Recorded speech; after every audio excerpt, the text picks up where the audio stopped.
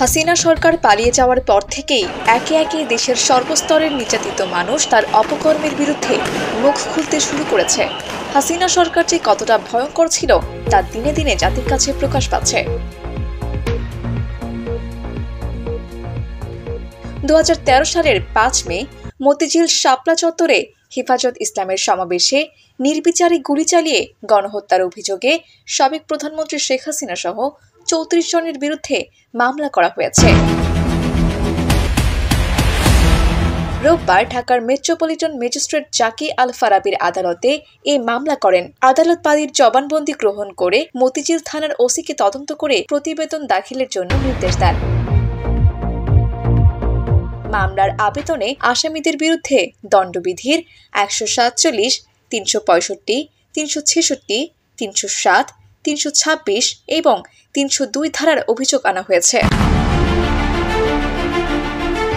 মামলার উল্লেখযোগ্য আসামিরা হলেন সাবেক স্বরাষ্ট্রমন্ত্রী আসাদুজ্জামান খান কামাল, সাবেক প্রধানমন্ত্রীর উপদেষ্টা সালমান এফ রহমান, প্রতিরক্ষা মন্ত্রণালয়ের সামরিক উপদেষ্টা তারেক সিদ্দিকী, ঢাকা দক্ষিণ সিটি কর্পোরেশনের মেয়র ফজলে নূর তাপস, সাবেক সংসদ সদস্য রাশেদ খান মেনন, হাসানুল হক ইনু, আওয়ামী লীগের যুগ্ম মহাসচিব মাহবুবুল আলম হানিফ, জাহাঙ্গীর কবির নানক, সাবেক আইজিপি বিনজির আহমেদ, হাসান মাহবুব খন্দকার, র্যাবের সাবেক প্রধান AKM শহীদুল হক সহ 34 জন।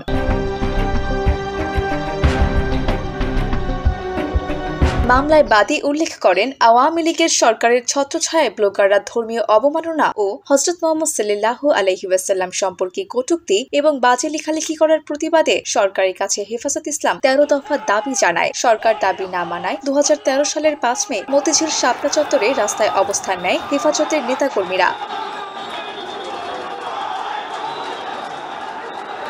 ওই দিন রাত 11টা থেকে পরের দিন বেলা 11টা পর্যন্ত রাস্তা ও বিদ্যুৎ লাইন বন্ধ করে শেখ হাসিনার মদতে পুলিশ ও আর্মি সদস্যরা মিলে নিরীহ মাদ্রাসা ছাত্র ও পথচারীদের উপর গণহত্যা চালায়।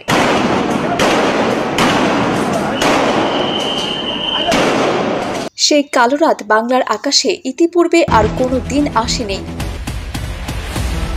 তাদের হত্যা করে হাজার হাজার লাশ সিটি কর্পোরেশনের গাড়িতে নিয়ে অজ্ঞাত স্থানে গুম করে রাখে হাসিনা সরকার। বাদী আরও উল্লেখ করেন, এ সময় বহু মাদ্রাসা ছাত্র হত্যাকাণ্ডের শিকার হন। তাদের অভিভাবকরা সংশ্লিষ্ট থানায় মামলা ও জিডি করতে গেলে থানা কর্তৃপক্ষ কোনো মামলা নেয়নি, বরং তাদেরকে আরও হয়রানি করেছে।